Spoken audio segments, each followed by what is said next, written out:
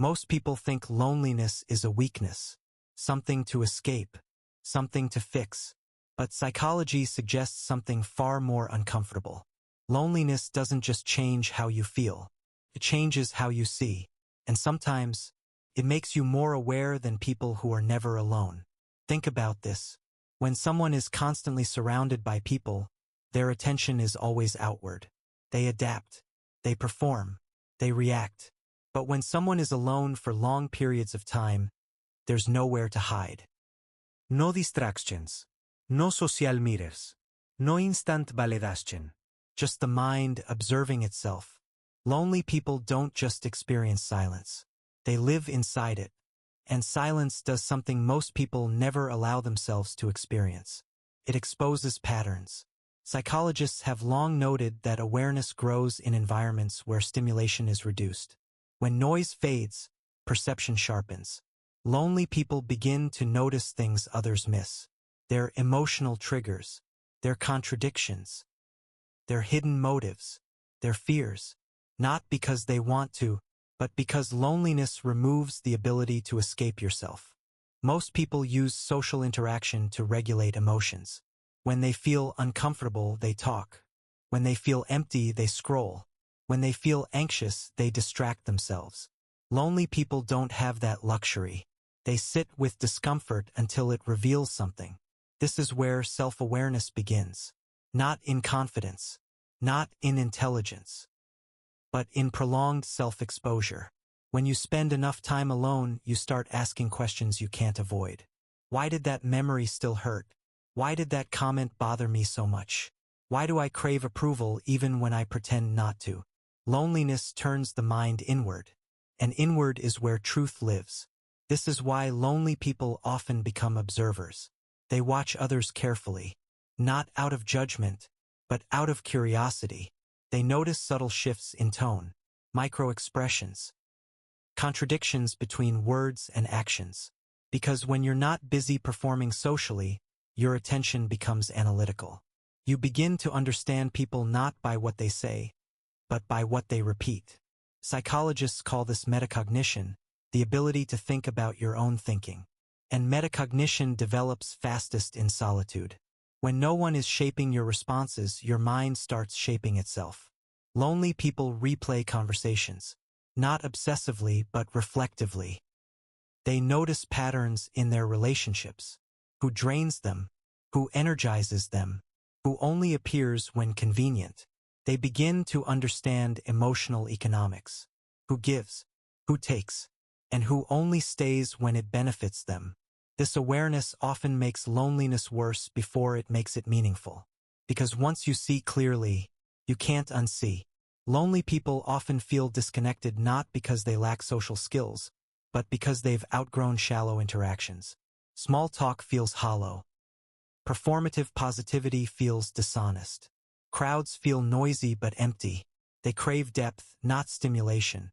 This is why loneliness and self-awareness often coexist. The mind that questions deeply struggles to settle for surface-level connection. But here's the part no one talks about.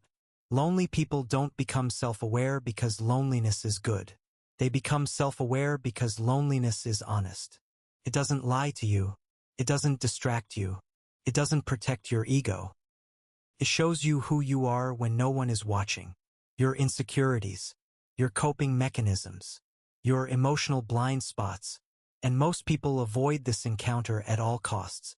That's why constant social noise is comforting. Keeps self-examination shallow. Lonely people don't have that shield. Over time, they develop an internal dialogue that becomes sharper, more precise. They can name their emotions accurately. They understand their triggers. They sense when something feels wrong, even if they can't explain it yet. This makes them emotionally intelligent, but also emotionally tired. Awareness comes with weight. The more you see, the less you can pretend. You start noticing how often people lie to themselves, how often conversations are performances, how often connection is transactional. This is why lonely people are often misunderstood. They're labeled quiet, detached, uninterested, but internally their minds are active. They're processing, analyzing, connecting dots others never notice. They understand social dynamics precisely because they stand slightly outside of them. Psychologists call this the observer position. When you're not fully immersed, you can see the structure. Lonely people see the structure. They notice power dynamics, emotional manipulation, unspoken expectations. And once you see these things, participating blindly becomes impossible. This is why lonely people often value authenticity over popularity. They'd rather be alone than surrounded by people who don't see them. And this choice, repeated over time, strengthens self-awareness even further. Because every decision becomes intentional. Who you talk to, why you engage, what you tolerate. Lonely people become selective, not arrogant. Selective because awareness teaches them the cost of shallow connection. But here's the paradox. Self-awareness doesn't cure loneliness. In many cases, it deepens it. Because once you understand yourself clearly, you realize how rare genuine understanding is. You realize how few people are willing to sit with discomfort, to reflect, to question themselves. Lonely people aren't alone because they lack value. They're alone because they've developed depth in a world optimized for distraction. And depth doesn't blend well with noise. However, this awareness has a long-term effect most people never reach. Lonely people develop a strong internal compass. They don't need constant validation to know who they are. They don't panic in silence. They don't collapse without attention. They can sit with themselves. And that ability is rare. Psychologists often say that emotional maturity begins when a person can tolerate their own thoughts without escaping. Lonely people practice this daily. They don't always choose it, but they endure it, and endurance builds clarity. Over time, lonely people become grounded. They understand their limits, their values, their non-negotiables. They don't rush connection. They recognize red flags early. They trust patterns over promises. This doesn't make life easier, but it makes it real. And that's the quiet advantage of loneliness no one talks about. It doesn't make you superior. It makes you aware. Aware of yourself. Aware of others. Aware of the difference between connection and distraction. So if you've ever felt lonely, not just physically but mentally, if you've ever felt like you see more than others, if you've ever felt out of place in loud rooms, it's not because something is wrong with you. It may be because your mind has learned to look inward in a world that avoids it. Loneliness didn't break you.